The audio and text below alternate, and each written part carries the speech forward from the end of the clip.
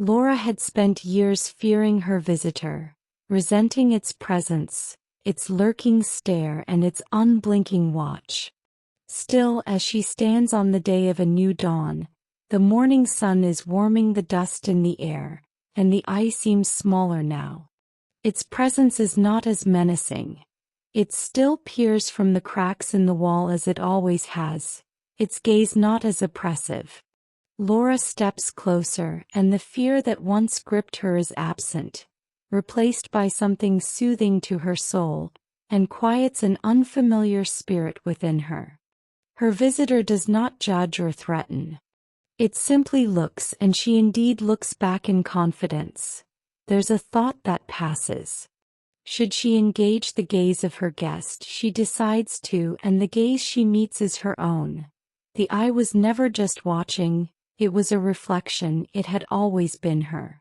Looking at herself from within the walls she had built within her mind, the cracks were her own, the weight of its presence, the uneasiness it stirred in her, the resistance to seeing herself as she indeed was.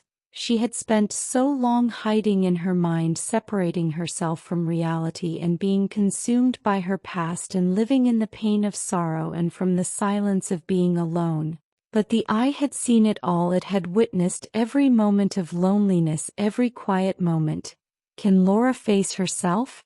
LORA does not look away for the first time. LORA does not shrink from the weight of being seen. She embraces it, straightens her shoulders, and allows the morning sun to embrace her, to warm her soul and renew her spirit. She is no longer afraid of the gaze of her visitor. Now she understands the eye had never been a captor. It had been a mirror. A path beyond the gaze. LORA did not leave her kitchen as she entered. She steps outside, feeling the sun's warmth for the first time in a long time. She feels the weight of the sky pressing down on her, not in a bad way. It's not suffocation. There is life all around her, people in the village moving about their daily lives, the eye watching from its many unseen places. But LORA sees things differently now. She wants to know if others can feel what she can feel. As LORA walks throughout the village, she notices Jonas standing at the edge of the town where the paved road meets the dirt path leading away from the village into the open fields. He is much older than LORA, his age lines show on his face. His hands are rough from the many years of shaping stone, his back bent from the weight of his labor carrying burdens no one speaks of. The eye watches him from beneath the archway of an old bridge. Jonas does not turn to acknowledge the gaze of the eye. He continues his work, chiseling away at a slab of stone, shaping it into something only he can understand. LORA approaches and questions him. "You don't look at it." She frowns. "Why?"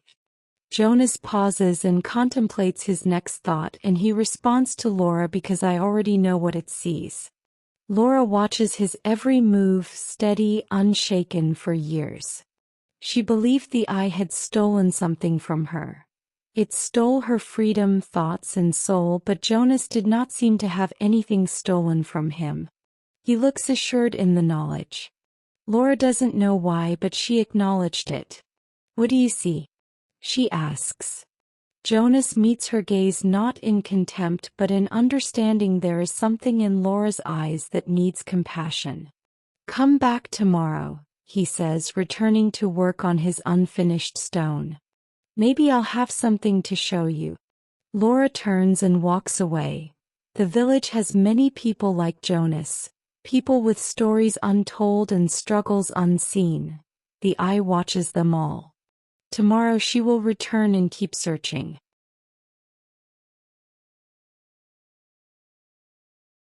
LORA's thoughts as she walks back to the village are a mix of reflection and quiet curiosity. Is it truly my reflection? She replays her conversation with Jonas, considering his words about stone cutting, hard work, and the history embedded in the village bridge. She wonders about the stories behind each stone and the people who built them. At the same time, she feels the lingering presence of the small eye watching her. It's barely noticeable, yet she can't shake the feeling that something unseen is observing her journey. Is it just her imagination? Or is there truly something beyond the ordinary in this village? As the warm sunlight filters through the trees, she breathes deeply, letting the familiar sights and sounds of home ground her. Despite her unease, she tells herself that there is nothing to fear. But deep down a question lingers. Who or what is watching? Jonas knows more than he lets on. As a stonemason, he has spent years working near the old bridge, carving and repairing its worn stones. He has seen things, glimpses of movement in the shadows, whispers carried by the wind, and that small, unblinking eye watching from the cracks. He pretends not to notice, just as the other villagers do. But unlike them, he knows the truth. The eye has always been there. The village is old, built upon even older foundations. Beneath its cobbled streets and quiet homes lies something ancient, something that has watched for generations. The elders used to speak of it in hushed tones, warning children to be respectful of the land, to never pry too deeply into what they did not understand. Jonas learned to ignore the eye, to go about his work and keep his thoughts to himself. But now LORA has seen it too. And that changes everything. As he watched her walk away, Jonas debated whether to warn her. Should he tell her that the eye never blinks, that it remembers? That those who seek to understand it too closely are never quite the same afterward? But he says nothing. Some knowledge is a burden, and Jonas has carried it long enough.